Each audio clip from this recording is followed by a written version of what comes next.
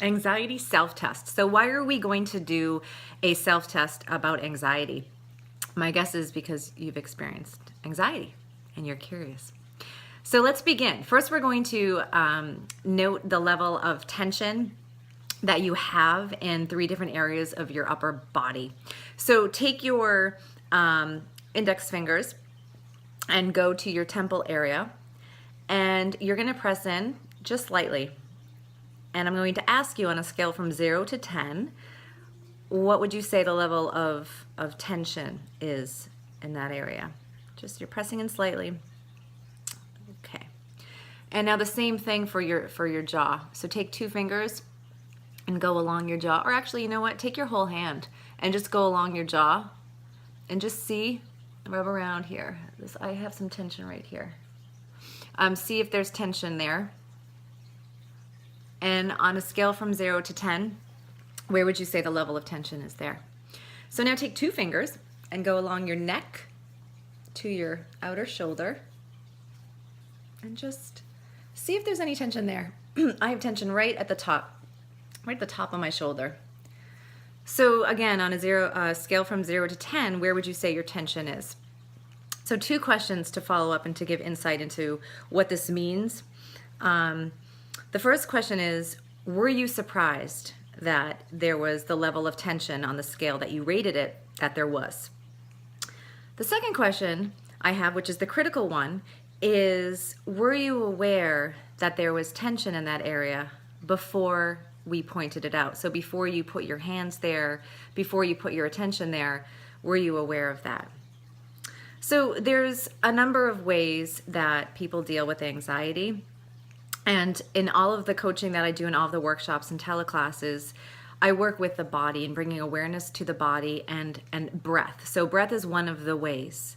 So to ease anxiety, to really breathe into when anxiety shows up, to be able to not try to push away from it, but to really feel what's going on in your body, where the tension is, and just, become aware of it and bring your breathing down as deep to your diaphragm area as you can. So a lot of times we hold our breathing and energy up here, and that's because we're in our head all the time.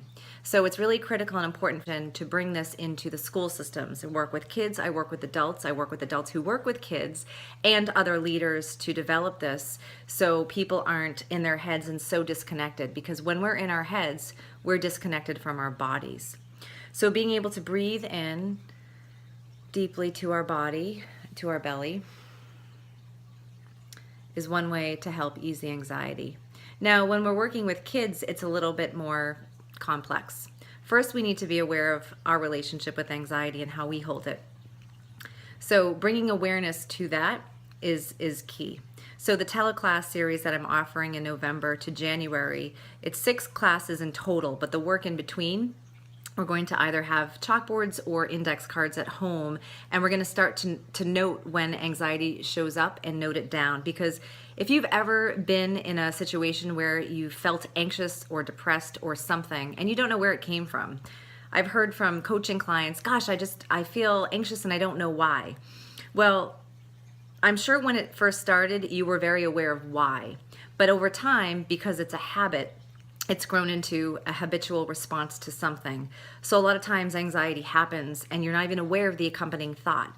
So the first step is the awareness piece. So that's the practice that we're going to be doing, is building the awareness, because that provides the choice.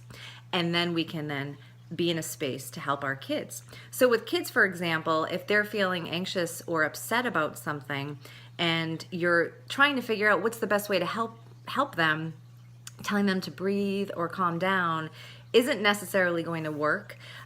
So something like having them spin around like a tornado and get their energy up and out, and then let them release it, and then there are steps to have the conversation, or there's a way to have the conversation. So there's different ways to engage, but the first thing is engaging with our relationship with anxiety and becoming aware of what our body's response to it is, because we armor it. It's locked into our body somewhere, but we can unlock it, we can access it. But again, it takes the awareness of being able to access that to open it up, so the anxiety isn't there all the time. Anxiety serves its purpose. Don't get me wrong. We need to be anxious. We need to be sad. We need to be angry. We need all of the human emotions in their richness and their glory, because they all have their place.